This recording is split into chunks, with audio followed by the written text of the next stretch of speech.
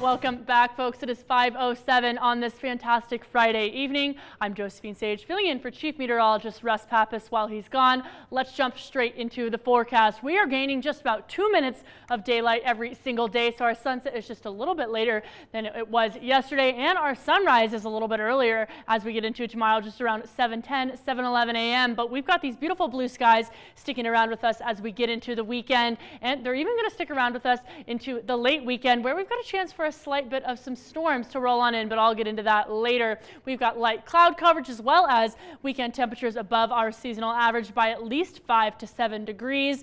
And again, that storm system is moving on in through the early to the middle of the work week. Our current temperatures outside, we're feeling 40 degrees in Grand Junction, 39 in Montrose. Further east of us, we are looking to be a little bit down on those cooler side of things, 29 in Glenwood Springs, 25 in Aspen, and we're actually down in those single digits in Gunnison. But with this high pressure system that's going to be kind of circling around for us as it moves further eastward, we're going to have that rise in temperatures in some of those areas over the Continental Divide. So that means a little bit of some wet roads as that snow accumulation is melting, but it's really not going to get cold enough for it to form any ice on those roads. So it should be okay if you've got any of those weekend travel plans.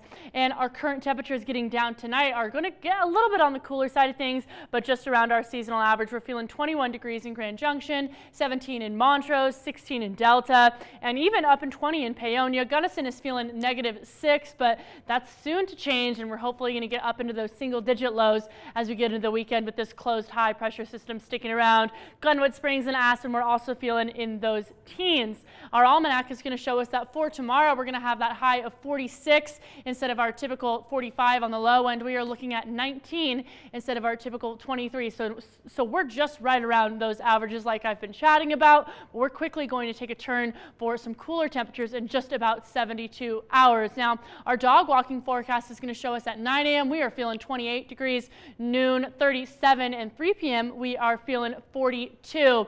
This is Hatchie. Feel free to send me a picture of your cute pup at my email above, and looks like he's just really enjoying that snow, that he could be heading out into those snows in just a couple of days as well to maybe build a snowman. Snow angel? I don't know. But taking a look at our wind speeds, we're feeling very mild, really less than 5 miles an hour all around that western slope, which means just a tad bit of a wind chill down in those upper 20s and those upper 30s, but that's not really going to change as we get into this evening either. We're going to be feeling those nice mild temperatures. And folks, this is that high pressure system I've been chatting about that's keeping those warmer temperatures around with us, but this low pressure system is what we're going to be focusing on, and that's what we're going to be focusing on as we get into the weekend, because we're going to take that drop in temperatures again in just about 72 hours. And with that low pressure system, we also got a chance for a little bit of some precipitation and a little bit of some possible snow, more focused down south of us, but still some on the western slope. Our overall setup a little bit more nationally, we're going to take a look.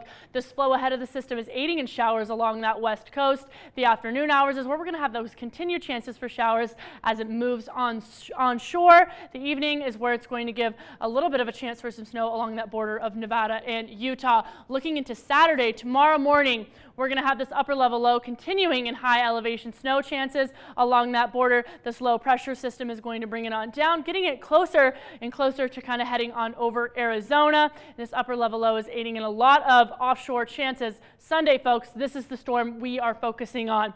We're going to have a lot of this action hanging along that border of Canada in that northwestern corner of the United States as we get into the afternoon hours of Sunday. This flow is going to continue to increase in rain and snow along that Pacific Northwest. The evening is where that scattered rain and snow chances are moving on into the United States. We'll take a look here. This flow is going to push that on down for us in just about 24 hours away from Sunday to give us those showers here on the western slope. We'll take a look here. This high pressure ridge is sticking around, but we've got a chance for a little bit of those cooler temperatures to move on in due to that closed low along that coast.